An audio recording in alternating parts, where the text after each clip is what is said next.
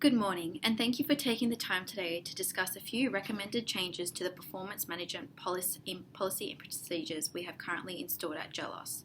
I would love to gain any feedback, recommendations, and support on anything I suggest, so feel free to butt in if this is an open conversation.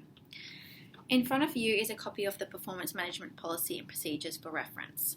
The performance management process is a collaborative communication-based process where employees and management work together to plan, monitor, and review the employees' objectives, long-term goals, job trajectory, and comprehensive contribution to the company. The steps in the performance management process can be broken down into four broad categories: planning, coaching, reviewing, and rewarding. Each step is equally important and together form the backbone of a company's performance management process. Planning is the first step of the performance management process. HR and management need to define the job itself, including a comprehensive description, long and short-term goals, identify key objectives, and develop a clear metric for how those objectives and goals will be assessed. Goals should be clear, done in the SMART format: specific, measurable, attainable, relevant, and time-based, and clear performance standards should be set. With coaching, once the parameters of the job and objectives for the future have been set, the next step of the performance management process begins. The coaching process is extremely important and must be done on a regular basis. Meetings should be at least quarterly, although monthly meetings are ideal. At the end of the yearly performance management cycle, there should be an employee review, which is sometimes also called a performance appraisal. Typically, these are held once a year to look at how well the employee performed over the span of time. There should be a clear record from previous check-ins to show the employee's progress throughout the year. The monthly check-ins are to help the employee with problem solving, adjusting goals, and other future-looking tasks. This performance review is the only step that looks backward to assess the behaviour of the past year. The last step of the performance management process is the reward and recognition. This step is absolutely key. Employees will not stay motivated if they are given no reason to. This does not necessarily have to be monetary, although it will likely to include monetary compensation. Other rewards could be new projects, company-wide recognition, time off, or leadership opportunities. I have a few amendments I'd like to make to the performance management policy and procedures, such as setting KPIs, which is pivotal to determine if improvement is being made.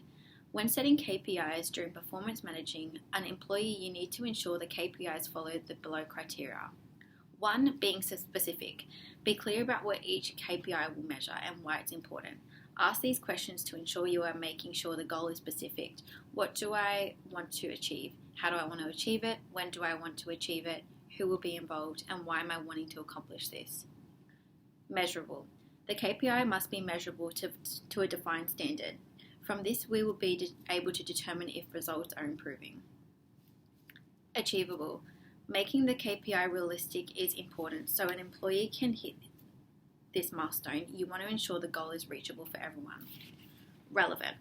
The determined KPI needs to measure something that will improve performance. Whatever goal is set should be relevant to the ultimate purpose. And time-bound. Make sure you set a time frame for when this KPI should be reached or when it will be reviewed to allow the employee to keep track of their results. I also believe we need to have appropriate set timelines for the performance development. For example, the end of June is the end of the previous performance evaluation cycle. This is when you will establish key specific areas for the goals and objectives. From July through to March, regular communication with your supervisor, one-on-one meetings, revisit goals and establish progress or lack of, and address any performance issues. From mid-April, the employee is to complete the self-evaluation form, specify return date of form. The end of April, self-evaluation is completed. Mid-May, performance feedback from management and co-workers, and early June will be a draft evaluation for the initial meeting with the employee. When it comes to mid-June, the final draft is complete and edited by next level management and the meeting is scheduled, and then by the end of June, discussion and evaluation. The current policy doesn't touch on coaching. Coaching allows positive feedback about the employee's work. By allowing this feedback in, you are also letting the employee know the action and the contributions you'd like to reinforce so that you see more of them. The goal here is to work with employees to solve performance problems and to improve.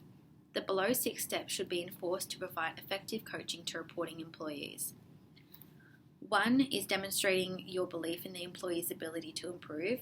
For example, asking him or her to help solving a problem or to join you with the goal of increasing employees' effectiveness and a contributor. 2 is describing the performance problem to the employee. Use descriptions of the behaviour with examples so that you and the employee are sharing meaning. 3 is determining whether issues exist that limit the employee. Common barriers are time, training, tools, and does the employee need help to remove any of these? 4 is discussing potential solutions to the problem or improvement and actions to take. With a low performance employee, ask for ideas about how to correct the problem. With a high performing employee, talk about continuous improvement. 5 is agreeing on a written action plan, identifying core goals that the employee must meet to achieve the appropriate level of performance. And lastly, setting a date and time for follow-up. Lastly, the policy also doesn't express rewarding staff, which meaningful awards can help motivate employees to exceed their goals and double down on their commitment to the cause. Unappealing or poorly thought out rewards, on the other hand, may make them feel unappreciated or search for another job. We can offer 2 reward systems, financial and non-financial awards. Financial awards may include direct monetary rewards in terms of cash for the work and achievements. For example, a salary, wage increase, incentives given to the employee, and non-financial awards can contain many of the reward components for improving workplace performance. These can be given in different forms such as enhanced satisfaction, intellectual growth, and emotional maturity. In terms of the grievance procedure, HR should follow these steps to ensure we are completing a correct grievance procedure so we are not missing anything throughout the process.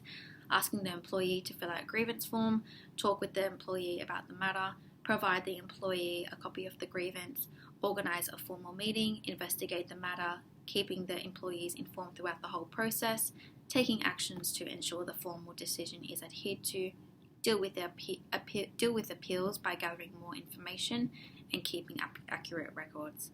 In relation to full-time, part-time, casual and contract staff, all aspects that internal employees follow and adhere to the same the contractor should during the time that they are servicing with the organisation. The best intentions with managing performance, contract management techniques or quality management initiatives will fail if appropriate procedures and processes are not in place to mitigate issues and reduce potential failure. Do you suggest any changes to anything I have mentioned? I would suggest to have the information on full-time, part-time, casual and contract staff more specific. This makes sure it is clear for everyone and there is no grey area. Having individual information for each position will be beneficial for employees to reference to. Sure, I 100% agree, and we can look at incorporating this into the updated policy and procedure. If you have any more feedback or recommendations which come up, please feel free to reach out to me. Thanks for taking your time this afternoon.